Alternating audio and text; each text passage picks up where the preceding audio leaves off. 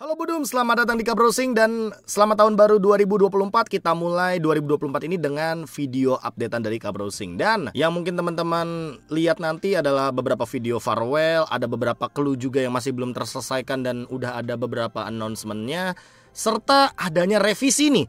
Baru gue upload kemarin malam kalau nggak salah ya, pas tanggal 31 Desember 2023. Ternyata di 1 Januari 2024 ada revisi nih soal roadmap 2024 dari esportsnya Mobile Legends Bang Bang. Dan itu bakal kita saksikan semua di Kabrowsing kali ini. Kalau begitu kita langsung aja ke browsingan pertamanya. Let's go. Seperti biasa gue akan mention tanggal terlebih dahulu. Ini adalah tanggal 1 Januari 2024 di jam 12.43 waktu Indonesia bagian Barat. Dan kita bakal mulai dari announcement thank you atau farewell untuk Bigetron Max dan Matt. Jadi kedua kembar ini sudah tidak lagi bersama dengan Bigetron Alpha atau Bigetron Esports. Gue jujur belum tahu mereka next kemana. Apakah mereka akan stay di tim Secret atau mereka akan berlabuh ke tim MPL Indonesia, karena masih belum ada clue sama sekali. Dan yang gue denger juga transfer window tuh ya masih ada waktu gitu loh. Jadi mungkin masih ada beberapa saat untuk trial and error untuk Mad Max, untuk Bigetronnya itu sendiri. Dan sebelum kita menuju ke announcement dari para player yang ada di MPL Indonesia season 13. Good luck untuk si kembar. Gak cuma Matt dan Max, tapi ada Saken dan juga Shane. Ini adalah kedua pemain yang kebetulan kemarin juga sempat bermain di Bigetron Beta ya teman-teman. Dan Saken kita udah sempat lihat performa dia di MPL, dia sempat perform digantikan dengan Shiva. Dia juga sempat mewakilkan untuk ajang ISF. Dan good luck juga untuk Saken atau Shane kemanapun kalian akan berlabuh. Ya, Bigetron juga lagi banyak banget nih farewell player teman-teman. Gak cuma pemain baru, pemain lama juga sekarang ada announcementnya teman-teman, yaitu adalah Clover. Yang dimana kalau misalkan kita lihat dari captionnya ya kan, talent di EVOS. Karena emang terakhir kali Clover nggak lanjut untuk pro scene ya kan, dia kan emang sempat jadi streamer, beberapa kali juga mungkin ngonten bareng sama EVOS.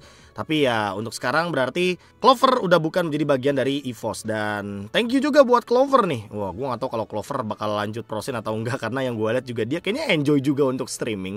Mungkin kedepannya kita bakal lebih sering ngelihat Clover di YouTube atau mungkin di beberapa platform ya kan, yang terkait dengan konten dan juga mungkin terkait dengan live stream intinya.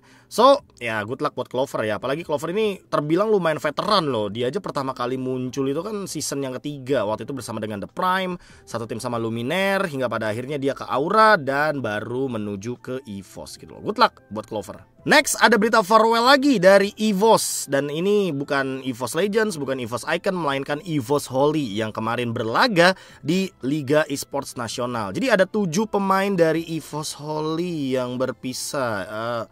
Oke, gua nggak bermaksud ya teman-teman, tapi emang kalau teman-teman baca nih beritanya ya, sekarang kita harus berpisah dengan 7 pemain EVOS Holy ya. Good luck termasuk juga dengan Liam, Cakim, atau bahkan mungkin Rexy juga, yang dimana kali ini mereka tidak berlanjut bersama dengan EVOS Holy. Gue nggak tahu untuk di 2024 Liga Esports Nasionalnya ini EVOS Holy bakal ngambil siapa, atau jangan-jangan Holy-nya aja yang bakal tetap keep di Liga Esports Nasional, EVOS-nya enggak. Let's see di 2024 apa yang akan terjadi. Tapi good luck untuk 7 pemain ini, termasuk juga dengan Ziri yang kemarin kan kabarnya baru terkait sebuah kasus ya. Semoga ya kasusnya cepat selesai dan 7 pemain ini bisa kembali berkarir tentunya di kompetitif scene manapun.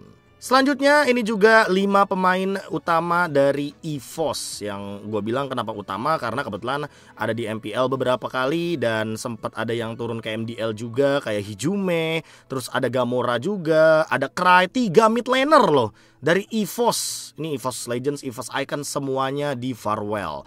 Gue jujur gak tahu nih kalau misalkan farewell yang kali ini ya, kan mungkin kalian pada fokusnya ke Sutsujin lah, ke Cait mungkin, atau bahkan ke Mas Aji, ke Soa ya kan. Tapi gue malah fokusnya ya ke EVOS Krite, Gamora, sama Hijume. Gini loh, mereka ini kan 3-3-nya mid laner kan. Dan kalau kita lihat mungkin dari historical EVOS Esports, mereka ini gak mungkin nge-farewell sebanyak ini mid laner mereka tanpa adanya pelapis atau tanpa adanya persiapan ya intinya. Ini kayaknya mid lanernya ini strong banget nih. Gue kepo jadinya sama mid laner dari EVOS ini nih. Soalnya gini jujur ya teman-teman ya. Ya mungkin kalian tahu lah, gue ini kadang dibilangnya, wah lu orang dalam, lu tahu info, lu tuh pasti dapat spill-spillan dikit soal player baru. Bener, emang bener, gue tidak mendinai hal tersebut teman-teman. Tapi buat EVOS ya, di tahun 2024 kali ini nih, gue jujur gak ada clue sama sekali, gak ada info sama sekali. Kalian keren banget, kalian bener-bener bisa bisa keep the information seperti itu. Biar nanti nungguin announcement aja, biar lebih pasti gitu loh siapa kira-kira yang akan menggantikan mereka semua. Good luck buat Tsujin, Krite, Gamora, Chait, Hijume, dan tentunya the one and only Mas Aji, yang tentunya sering nongkrong juga sama gue sama Resboy. Mas Aji, kemanapun lu berlabuh, good luck ya. Semoga Mas Aji dimanapun lu berada kedepannya di tahun 2024, lu bakal tetap ngelakuin yang terbaik. Itu aja sih intinya. Desember kemarin kita sudah dikejutkan dengan Naomi juga dari tim RRQ yang di farewell. Jujur ngelihat Naomi di farewell, gue ya sebenarnya kaget nggak kaget sih teman-teman. Kenapa gue bilang kaget nggak kaget? Karena kan kemarin mereka baru ngumumin tuh ada Brusco sama Irat, 2 PH ya kan. Gue ngerti nih apa yang dimaksud sama tim RRQ sekarang. Kenapa mereka farewell si Naomi, walaupun Naomi potensial banget dan menjadi salah satu penyelamat ketika berada di regular season untuk RRQ pada MPL Indonesia season 12. Yang gue tangkap di sini adalah Brusco sama Irat ini kan dari Filipina. Mereka kan udah connecting banget. Mereka bisa ngobrol satu sama lain dengan menggunakan Tagalog atau menggunakan bahasa Inggris. Dan kita tahu lah kalau misalkan seandainya Irat mainnya sama Naomi, yang walaupun mungkin dia kan sempat ngasih tahu tuh kalau misalkan ya hasil scrimnya lumayan bagus untuk Naomi itu sendiri. Tapi kan kalau misalkan ada 3 bahasa di sana, kendalanya tuh nggak cuma 2 tapi 3 gitu loh. Ada bahasa Indonesia, ada bahasa Myanmar, dan juga ada bahasa Filipina. Yang walaupun mungkin nanti bisa di-solve pakai bahasa Inggris, ya gue jujur belum tahu.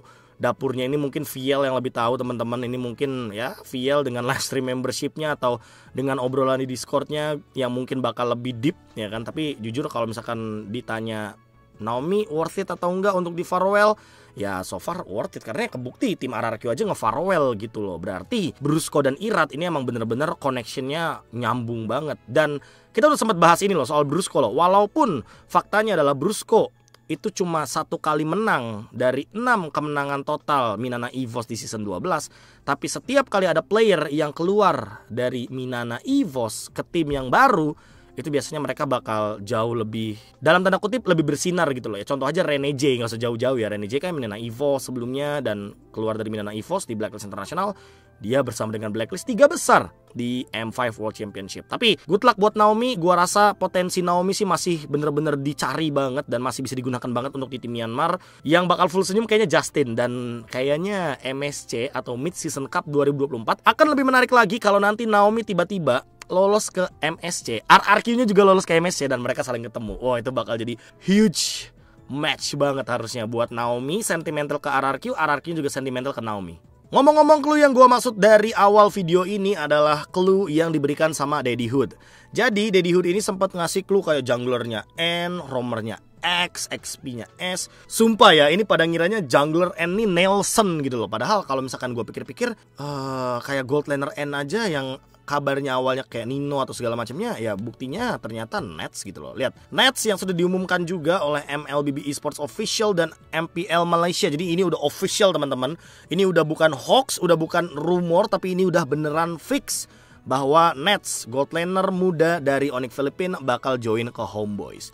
By the way, kalau ngomongin soal bagaimana clue-clue yang lainnya, ini kan baru gold doang nih yang N. Gua malah lebih spesifik fokus ke roamer. Roamernya ini kan X ya. Shorn yang kabarnya dia mau pensiun MPL season 12 kemarin untuk di Malaysia. Kayaknya dia tuh belum bisa pensiun dengan tenang tanpa dia title internasional. Ini kalau bisa X gue tebak Shorn, M gue tebak malah Miko dari Filipina gitu loh. Tapi kalau misalkan ini Nets, ini Miko, N-nya nggak mungkin dari Indonesia. Ini pasti N dari Malaysia. Dan kebetulan kalau kita ngomongin soal Malaysia, kemarin kan kita udah obrolin sedikit tuh soal MDL-nya Malaysia, MAL gitu loh, Mobile Legends Bang Bang Academy League dari Malaysia gitu loh. Yang dimana berarti kemungkinan besar kalau Nets aja sudah diumumkan dan ini adalah satu pemain Filipina, kalau misalkan ada satu pemain Filipina lagi, berarti pemain Indonesia chance-nya sangat minim untuk bermain di Homeboys. Karena apa? Karena maksimal untuk Homeboys memainkan pemain luar Malaysia itu cuma 2, maksimal banget ya teman-teman. Itu semua rules di semua region ya untuk MPL. Contohnya kayak di MPL Indonesia, kalau misalkan teman-teman lihat Geek Farm, itu kan ada Baloyski sama ada Marky gitu loh. Kalau seandainya ada satu pemain lagi, pemain Filipina, dan mereka mau mainin pemain itu, let's say itu adalah Hades Baloyski misalkan yang main, ya berarti Marky-nya nggak bisa main. Jadi maksimal emang cuma 2 gitu loh untuk bisa dimainkan. Tapi ya welcome juga untuk Nets dari Onyx Philippines yang akan bertanding di Homeboys. Good luck juga untuk dia. Dan untuk teman-teman yang lagi pada nonton video ini, kalau misalkan kalian punya teori nih, silakan tebak semua tuh jungler end siapa, mau Nelson, mau siapa kek, mau Nino jungler kek, terserah, silakan tulis di kolom komentar. Kalau mid laner, kayaknya untuk mid laner ini bukan Udil kabarnya teman-teman, karena Udil nggak mungkin ninggalin anak istrinya lah ya kan, karena dia kan ngomongnya kan ya bakal stay di Indonesia. Tapi emang iya Dil. Ya, silakan tulis di kolom komentar tebak-tebakan dari Daddy Hood ini. Selanjutnya adalah Games of the Future 2024 yang akan diadakan bulan Februari nanti. Dan hadiahnya 1 juta US dollar teman-teman.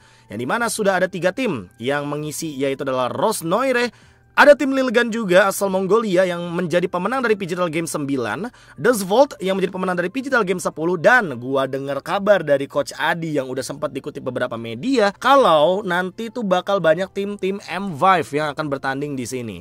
Kalau misalkan kita ambil kesimpulan untuk tim M5, let's say di sini AP Brand, Blacklist International, Onyx Indonesia, Geek Farm, Homeboys, ada Siusun harusnya di sini. Dan gua nggak tahu kalau sisanya apakah nanti akan ada tim-tim seperti Singapura, tim Flash, let's say di sini, atau mungkin di sini ada beberapa teman-teman kita dari Myanmar karena Myanmar pernah bermain di Digital Games yang ke-9.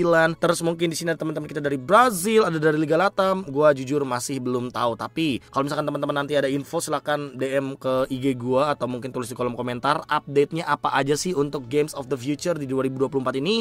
Karena Games of the Future ini adalah turnamen pertama di semester awal tahun 2024 untuk Mobile Legends Bang Bang yang hadiahnya gila-gilaan 1 juta US dollar teman. Ini harusnya kayak bakal jadi start 2024 yang gila banget.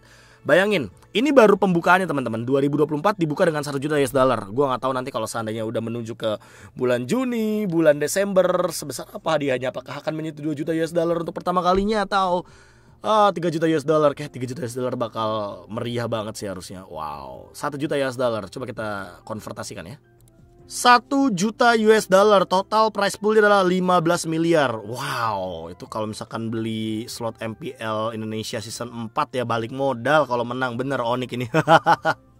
Ya, siapapun nanti yang di-invite teman-teman, good luck untuk yang bertanding dan semoga membawa hasil yang terbaik. Terus tiba-tiba ternyata special occasion ya buat Indonesia ya. Yang di-invite adalah Onyx, EVOS, RRQ. Cuak. Cuaknya pakai ini. Cuak. Dan browsingan terakhir adalah revisi teman-teman dari video yang kemarin baru kita tonton ya kan. Jadi kemarin itu gue tuh sempat bilang ini MCC nggak ada ya, Cina gimana kabarnya. Dan ternyata di video terbaru dari Mobile Legends Esports atau MLBB Esports di YouTube itu ada teman-teman MCC-nya. Tuh, lihat. Baru nih, serius baru nih. Mana nih? Lihat nih, di atasnya ada City. Tuh, sebelahnya lagi Mongolia. Mana? Nah, itu tuh. Ini MCC nih. Ini MCC ya kan? Tuh. Ini MCC, ini MWI, nih teman-teman ya kan? Ya, teman-teman bisa lihat dengan detail. Tuh, kenapa lagi ditutupin ya logonya ya? Coba dari sini. Biar full. Ini nih, lebih kelihatan. Nah, MCC tetap ada teman-teman, tenang ya kan. East Europe, Central Asia masih ada, tenang aja teman-teman. Yang masih kita pertanyakan berarti adalah gimana kabar dari teman-teman kita yang ada di China. Apakah nanti akan tetap ada kesempatan untuk menuju ke MSC atau Mid Season Cup yang sekarang namanya baru teman-teman, atau nanti bakal ada slot khusus untuk wildcard mungkin. Setelah ISF kan tentu bulan Desember ada M6 World Championship yang akan diadakan di Malaysia. Dan ini yang akan menarik teman-teman. MCC masih ada. Tapi gua malah fokusnya kemana tahu nggak? Gua malah fokusnya ke MPL Brazil. Nih MPL Brazil mana ya logonya ya? Kok kagak ada ya MPL Brazil ya? Ada MPL MENA nih. Ini kan MPL MENA ya kan. Ini MPL Filipina, ini MPL Indonesia, ini MPL Cambodia. Ini teman-teman kita yang ada di Mekong, ini yang ada di Nepal dan Bangladesh. Ini tuh di Singapura, ini MTC Turki, ini Myanmar ya kan yang tadi gue bilang makanya soal Naomi dan teman-temannya. Ini Mongolia, ini NSCT ya kan atau North America. Ini adalah Malaysia dan ini adalah MCC. MPL Brazil mana? Liga Latam mana? Apakah ada revisi V3? Kita tunggu nanti teman-teman ya. Tapi ini adalah esports roadmap untuk Mobile Legends Bang Bang di tahun 2024. Dan masih sama, cuma ditambahin logo MCC-nya aja. Buat mungkin teman-teman yang penasaran atau teman-teman yang sudah mulai menikmati bagaimana permainan ala-ala Eropa ya kan. Kita masih tetap bisa loh untuk nonton pertandingan atau match dari perwakilan Eropa di MSC, di Mid Season Cup dan di M6 World Championship. Dan itu menjadi penutup untuk video Kabrowsing kali ini. Sampai jumpa lagi di Kabrowsing selanjutnya. Jangan lupa bahagia teman-teman. Dadah.